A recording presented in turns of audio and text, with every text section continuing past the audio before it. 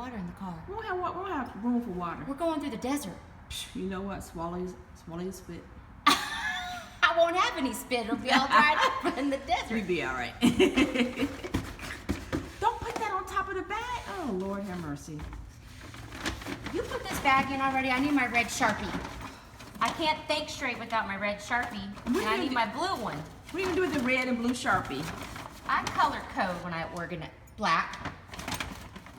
What'd you do with the red one?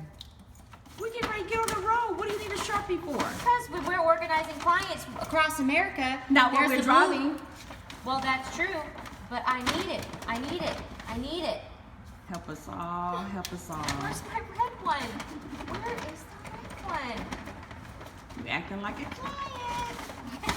Oh, wait. You are the client. I am the client.